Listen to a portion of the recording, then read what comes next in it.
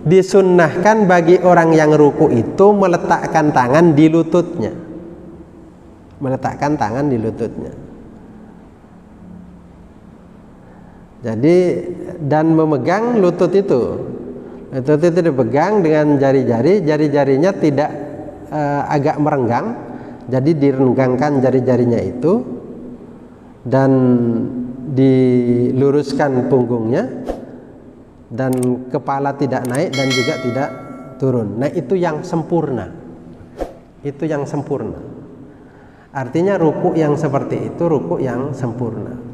Kalau lalu ada orang ruku tidak seperti itu, ya tetap sah salatnya. Tetap salah salatnya. Artinya tetap sah. Nah, kalau lalu kita lihat misalnya kok ada orang ruku merunduk tetapi kok tidak lurus punggungnya, ya itu tidak apa-apa.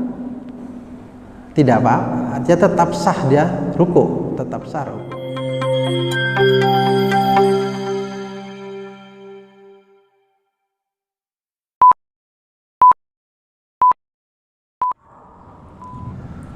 Assalamualaikum warahmatullahi wabarakatuh. Innal hamdalillah nahmaduhu wa nasta'inuhu wa nastaghfiruh wa na'udzu billahi min shururi anfusina wa sayyiati a'malina. من يهده الله فلا مضل له ومن يضلل فلا هادي له أشهد أن لا إله إلا الله وحده لا شريك له وأشهد أن محمدا عبده ورسوله اللهم صل على نبينا محمد وعلى آله وصحبه أجمعين أما بعد. Rahimakumullah, kita lanjutkan kajian fikih yang beberapa waktu yang lalu kita sudah membahas takbir, yaitu mengangkat tangan ketika takbir. Ada beberapa macam bentuk mengangkat tangan, ada yang sejajar telinga, ada yang sejajar bahu, ada yang sejajar dada. Meletakkannya juga bermacam-macam, ada yang di dada, ada yang di bawahnya dada di atas pusar, ada yang di bawah pusar, ada yang tidak bersedekap sama sekali, yaitu dari Imam Malik, tidak bersedekap. Jadi takbir langsung setelah itu lurus, tidak bersedekap sama sekali. Nah, sekarang mengangkat tangan itu kapan? Ketika bersamaan dengan takbir. Jadi Allahu Akbar, apakah lalu mengangkat tangan itu saat kalimat Allah itu diucapkan, atau mengangkat tangan lebih dahulu ketika sudah sampai di sejajar telinga, lalu Allahu Akbar baru takbir, atau takbir lebih dahulu baru mengangkat tangan? Nah, itu ada berbagai macam pendapat terkait dengan itu. Mata yakunu raf'ul yadain lit takbir, kapan mengangkat tangan ketika bertakbir? Pertama, qila yarfa'u yadayhi ma'at takbir muqarinan lit takbir. Wa ila hadza dhahaba jumhurul ulama wa minhum ashabu madzahib tsalatsah. Jadi mengangkat tangan itu bersamaan dengan takbir. Jadi ketika Allah, maka sudah mulai diangkat tangan itu. Berakhir dengan berakhirnya kalimat takbir itu. Ketika bar berarti sudah sampai ke sedekap. Itu yang pertama. Dan ini jumhur ulama. Jadi mayoritas ulama menyampaikan seperti itu. Jadi mengangkat tangan dimulai saat mulai takbir. Jadi Allah itu berarti sudah mulai mengangkat tangan. Wakila yarfa'u yadai awalan fa idza istaqarra fi mawdi'il al-muhadati kabbara. Jadi mengangkat tangan pertama, kemudian ketika sudah dalam posisi sejajar baru takbir. Berarti angkat tangan dulu, setelah sampai sejajar telinga lalu Allahu Akbar. Jadi Allahu Akbar itu ketika sudah sejajar. Begitu juga yang di dada. Jadi angkat dulu tangan, baru Allahu Akbar. Jadi mengangkat lebih dahulu, baru setelah posisinya betul, baru Allahu Akbarnya, takbirnya itu diucapkan. Jadi tidak dari awal. Kalau yang tadi yang pertama itu dari awal. Wa hadza huwa al-ashah indal Hanafiyah wa alaihi al-aktsar. Jadi ini yang paling sahih dari mazhabnya mazhab Abu Hanifah, yaitu al-Hanafiyah. Dan juga kebanyakan ulama seperti ini. Nah, jadi mengangkat tangan lebih dahulu, baru setelah posisinya betul baru takbir. Wakila, dan yang ketiga, yukabbiru awwalan thumma yarfa'u yadayhi wa qala bihi ba'dul Hanafiyah. Dan yang ketiga ini bertakbir lebih dahulu baru mengangkat tangan.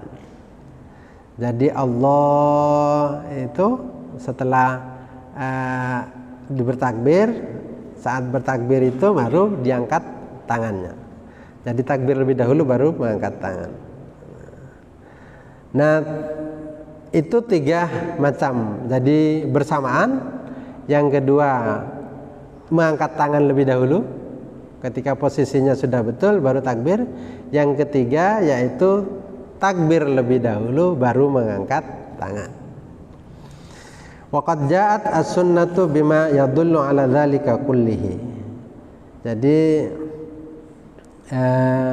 tata cara ini, 3 cara ini adalah ketiga-tiganya ada hadis yang menjelaskan tentang itu. Hadis yang pertama, amma raf'al yadain tsumma takbir. Hadis yang menceritakan tentang mengangkat tangan lebih dahulu baru kemudian bertakbir. Ini berdasarkan famin hadis Abi Humaid As-Sa'idi. Dari As-Sa'idi menjelaskan, kana Rasulullah sallallahu alaihi wasallam idza qama ila shalah yarfa'u yadayhi thumma yuakhidhi hatta yuhadi bihima mankibaihi thumma yukabbiru. Jadi Rasulullah itu apabila melakukan sholat, dia mengangkat tangan hingga sejajar dengan dengan telinga. Kalau dengan mangkibaihi, ya, dengan bahunya. Kalau sudah sejajar dengan bahu, barulah dia bertakbir. Jadi diangkat tangan lebih dahulu, baru setelah itu bertakbir. Misalnya yang mengatakan sejajar telinga, maka sejajar telinga dulu, baru setelah itu bertakbir. Gitu. Jadi tidak dari awal takbirnya, yaitu kalau sudah mengangkat sejajar baru dia bertakbir. Jadi Allahu Akbar, jadi diposisikan dulu. Itu hadis yang pertama. Hadis yang kedua tentang takbir lebih dahulu baru mengangkat tangan. Jadi takbir lebih dahulu baru mengangkat tangan. Ini dari famin hadis Abi Kilabah. Ini hadisnya dari hadis Abi Kilabah. Annahu ra'a Malikun bin al-Huwairith idza shalla kabbara thumma rafa'a yadayhi wa idza arada ay yarka'a rafa'a yadayhi wa idza rafa'a ra'sahu minar ruku'i rafa'a yadayhi. Wa haddatsa anna Rasulullah sallallahu alaihi wasallam kana yaf'alu hakadha. Jadi dari Abi Kilabah, Malik bin Huwairith itu melihat apabila dia sholat takbir, ya. Apabila sholat takbir, kemudian sesudah takbir baru mengangkat tangan. Jadi takbir lebih dahulu, takbir lebih dahulu, baru setelah itu mengangkat tangan. Apabila dia mau ruku, mengangkat tangan. dan apabila dia bangun dari mengangkat kepala, bangun dari ruku juga mengangkat tangan. Lalu Abi Kilabah menceritakan bahwa Rasulullah SAW mengerjakan seperti itu. Jadi Rasulullah mengerjakan seperti itu. Artinya takbir lebih dahulu, kemudian mengangkat tangan. Itu. Hadis yang ketiga, hadis yang raf'ul yadain hina takbir. Mengangkat tangan bersamaan dengan takbir. Jadi tangan diangkat, saat itu juga takbir, atau takbir saat itu juga mengangkat tangan. Itu famin hadisi Wa'il bin Hujur ya. Wa fihi ra'aitun nabi sallallahu alaihi wasallam kabbara farafa'a yadayhi hina kabbara, yakni istaftahas salata wa rafa'a yadayhi hina kabbara. Jadi saya melihat Nabi, kata Wa'il bin Hujur, bertakbir, kemudian mengangkat tangan ketika bertakbir. Jadi mengangkat tangan ketika bertakbir, yakni memulai sholat. Nabi memulai sholat dengan mengangkat tangan ketika bertakbir. Nah, karena seperti itu maknanya, maka mengangkat tangan dengan takbir itu berbarengan, bersamaan. Jadi bersamaan. Nah, kalau seperti ini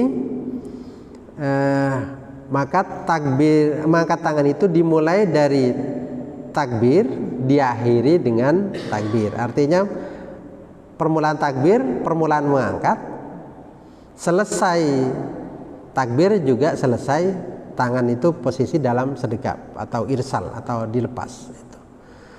Jadi itu posisi kapan kita mengangkat tangan.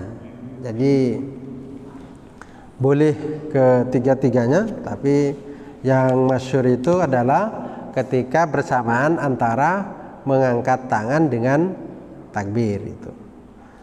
Walaupun di sini ada Abu Hanifah mengatakan ya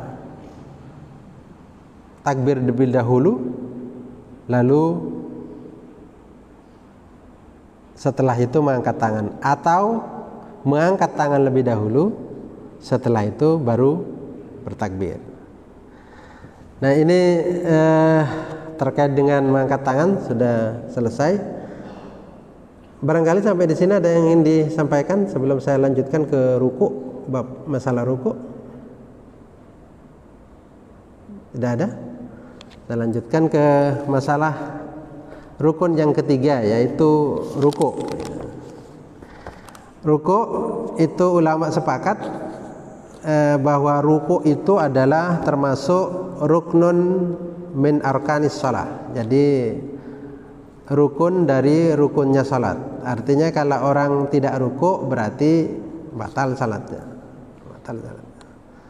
Jadi kalau lalu salat ternyata tidak ruku, maka batal salatnya. Ini berdasarkan firman Allah, ya ayyuhalladzina amanu ruk'u wasjudu, wahai orang yang beriman, rukuklah dan sujudlah. Selain itu ada hadis dari Abu Hurairah,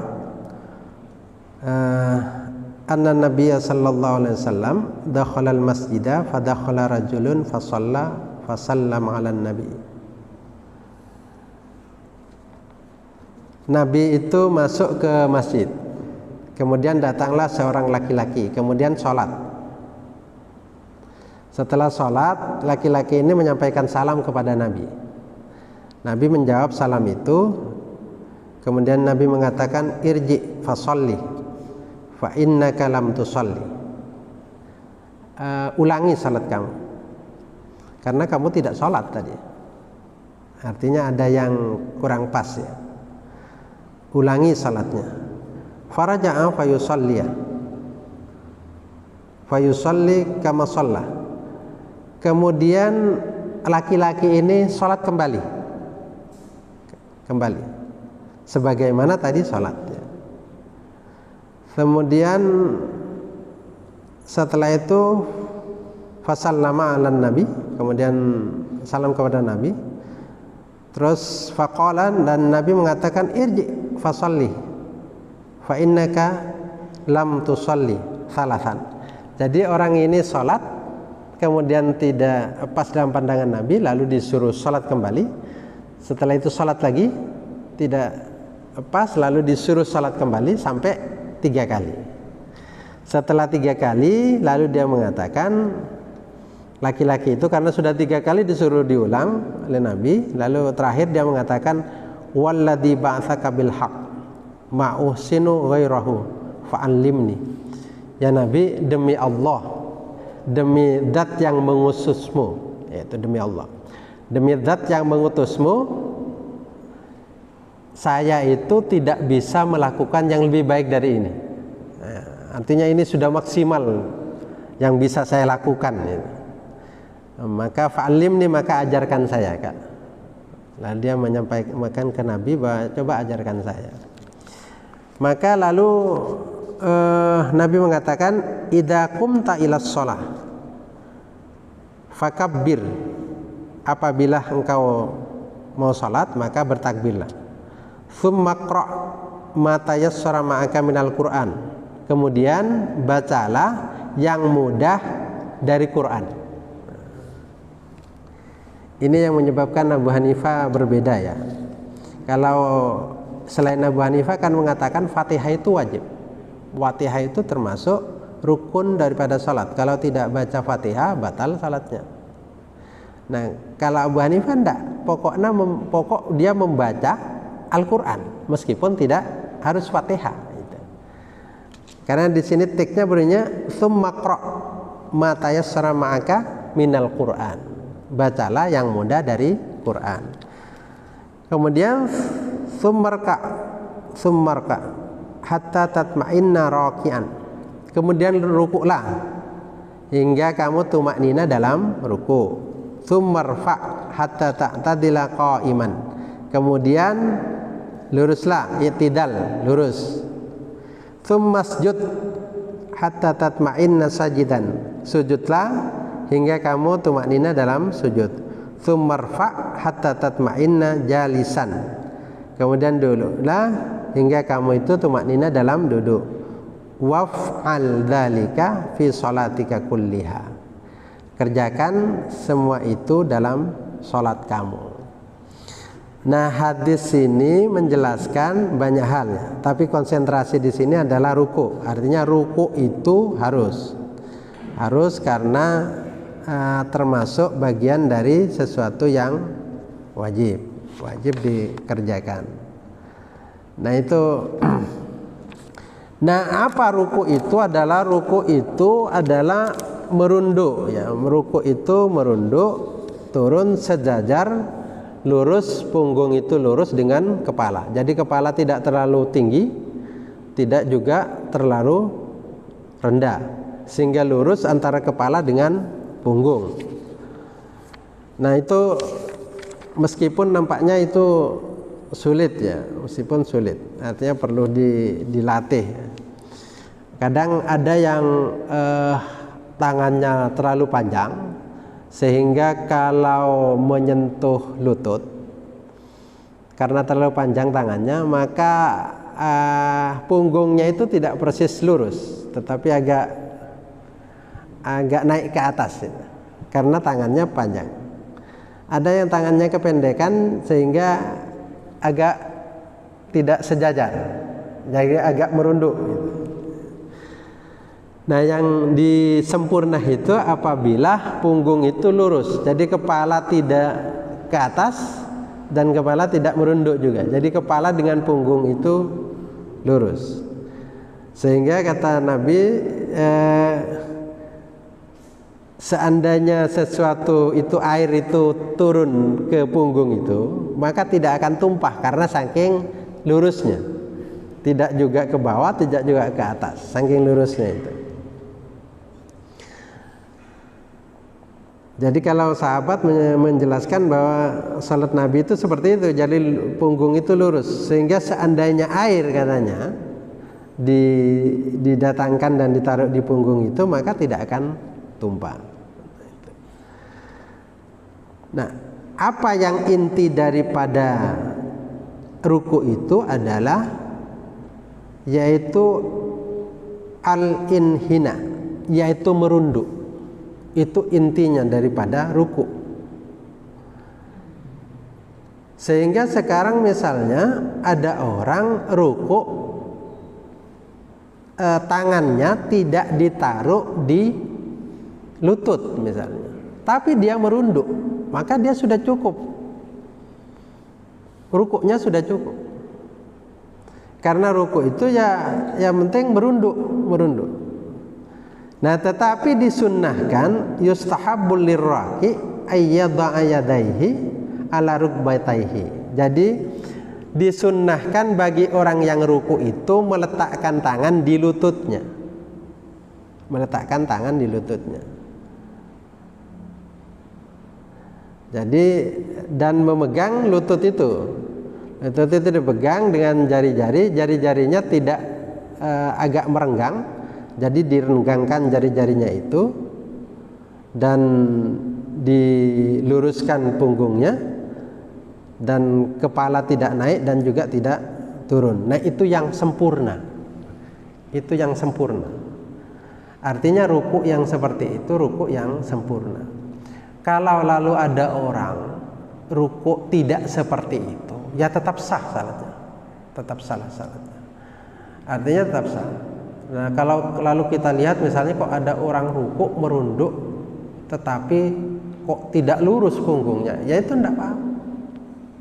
Tidak apa-apa, artinya tetap sah dia ruku, tetap sah ruku. Atau misalnya kok ya terlalu ke bawah, ya tetap sah ruku. Atau misalnya tidak pegang lututnya, tapi pegang betisnya misalnya, ya sah juga. Atau pegang pahanya, tidak pegang lututnya. Itu sunnah. Nah, yang sempurna itu tadi adalah ruku itu kalau memegang lutut, terus jari-jarinya itu direnggangkan, terus punggungnya itu lurus, kepalanya tidak juga merunduk, tidak juga mendongak. Itu yang sempurna. Sehingga kalau ada orang sekedar ruku karena memang punggungnya sakit misalnya, atau yang lain misalnya tidak mungkin, karena tidak mungkin lurus karena memang sudah sepuh, maka ya tidak apa-apa. Artinya yang seperti itu sunnah saja. Yang inti dari semua itu adalah merunduk itu dari ruku itu. Nah, ruku itu nanti terkait dengan tumak nina. Nah, tumak nina itulah yang lalu yang menjadi rukun, ya, menjadi rukun daripada sholat. Jadi orang ruku harus tumak nina. Harus tumak nina. Kalau tidak tumak nina berarti tidak sah. Tidak sah. Jadi tumak nina itu adalah berhenti sebentar, yaitu diam beberapa saat. Itulah namanya tumak nina. Artinya tidak lalu ruku, lalu setelah ruku sampai ruku langsung bangun. Nah, itu namanya tidak tumak nina. Ini ruku atau sujud langsung bangun, itu namanya tidak tumak nina. Jadi tumak nina itu harus berhenti dulu, setelah itu bangun. Ada jedah. Nah, itu namanya tumak nina. Nah, bagaimana pandangan ulama dengan tumak nina ini? Meskipun tumak nina itu termasuk rukun, ya, termasuk rukun. Jadi yang masyhur itu di kalangan ulama adalah tumak ninah itu termasuk rukun. Nah, bagaimana pandangan ulama tentang tumak ninah itu? Pertama, dhahaba Abu Hanifah ila annal i'tidala minar ruku' wa fir ruku' ghairu wajibin.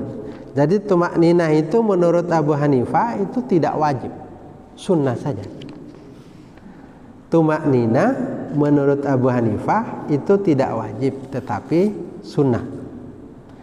Wa qala Asy-Syafi'i wa Ahmad huwa wajibun. Tapi menurut Imam Syafi'i dan Imam Ahmad itu wajib. Artinya harus tumak ninah. Kalau tidak tumak ninah batal. Tetapi kalau Imam Malik mengatakan ada dua Imam Malik itu, ada yang termasuk rukun, ada yang sunnah. Kalau sunnah berarti sama dengan Abu Hanifah.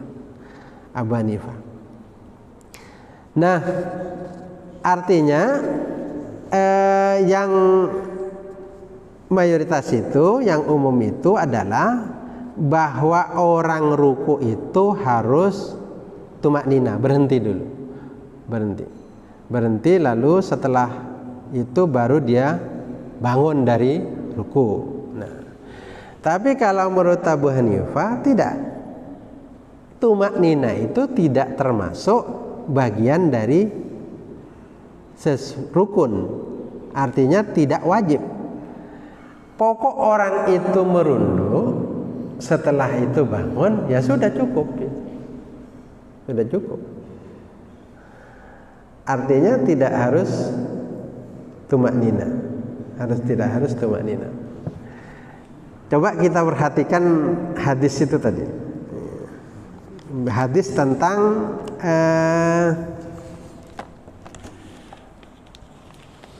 tumaknina ya, hadis tentang tumaknina. Hadis tentang tumaknina itu kan mengatakan begini, tsummarka hatta tatma'inna raki'an. Kemudian kamu ruku hingga tumaknina dalam ruku. Itu perintah Nabi kan begitu kepada orang yang laki-laki yang disuruh salat 3 kali itu tadi, 3 kali itu kan, kamu ruku hingga kamu itu tumaknina dalam ruku.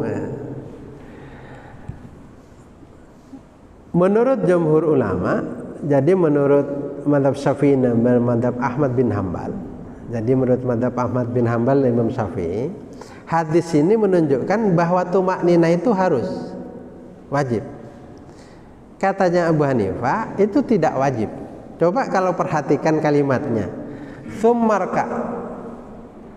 Tsummarka, hendaklah kamu ruku, perintah kan? Kalau perintah itu wajib, perintah itu wajib. Hendaklah kamu ruku. Hatta tatma'inna, kalau tatma'inna itu, tumaknina itu tidak pakai perintah, hingga kamu tumaknina dalam ruku. Nah, karena itu bukan perintah, maka dipahami oleh mazhab Abu Hanifah sebagai sesuatu yang bukan wajib, tetapi sunnah. Sesuatu yang bukan wajib, sehingga tumaknina itu tidak wajib. Tumaknina itu katanya sunnah. Rukuknya wajib karena memang perintah. Tumakninanya karena bukan kalimat perintah, berarti bukan wajib, sunnah saja. Itu.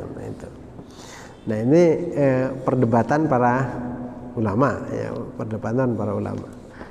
Jadi termasuk juga Imam Malik mengatakan tidak wajib. Nah,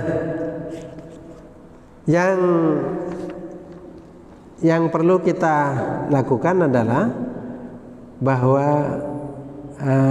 ruku itu sebenarnya penting tumaknina.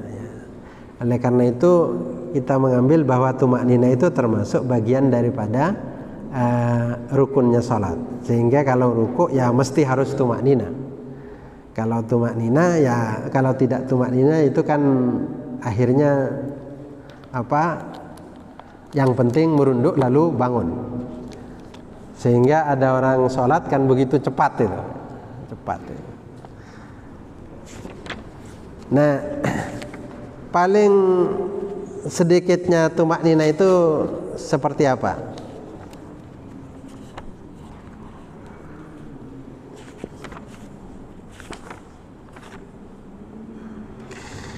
Paling sedikitnya tumaknina itu menurut Imam Malik itu dhihabu harakatil a'dha zamanan yasiran, yaitu yang penting gerakan tubuh itu sudah tidak ada.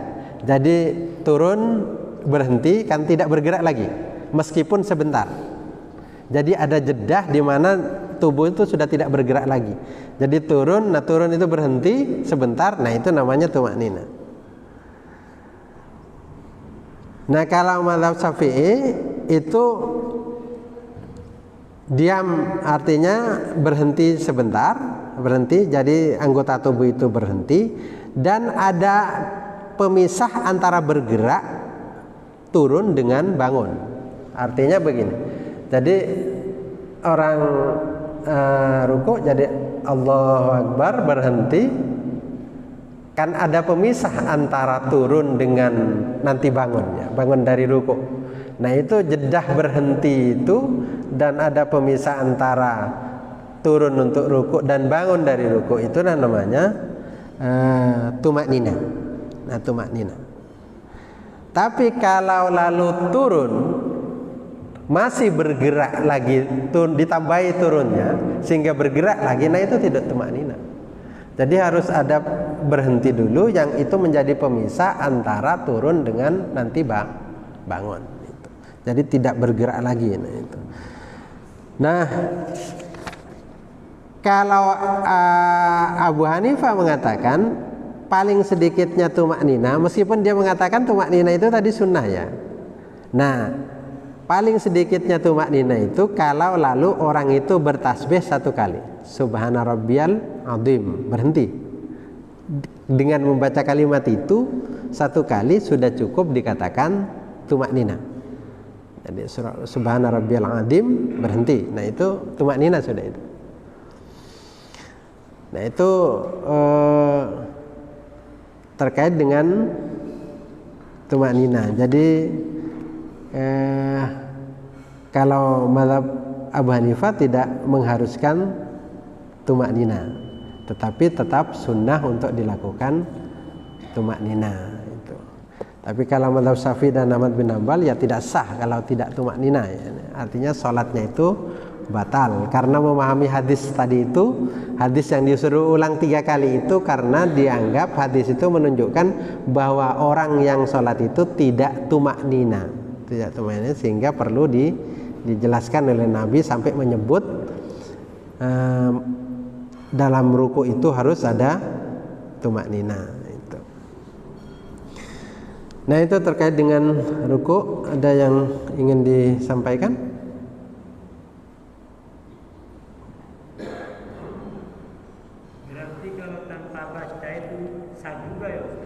Iya, kemarin kan sudah dijelaskan bahwa membaca bacaan dalam ruku itu kan sunnah saja. Sunnah saja. Jadi kalau orang lalu tidak membaca apa-apa dalam ruku dan dalam sujud, ya sah. Salatnya sah. Tapi kan kalau tidak membaca kan eman gitu. Ya, kalau tidak membaca kan eman itu. Kalau masa diberi kesempatan ruku oleh Allah lalu tidak mau membaca itu ya, baca itu ya sebenarnya ya kok keterlaluan itu.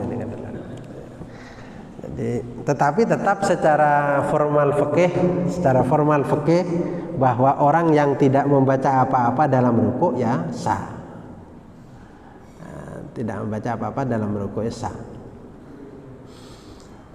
Termasuk dalam sujud misalnya tidak membaca apa-apa ya sah saja, sah rukuknya ya dan sujudnya sah. Ada yang lain?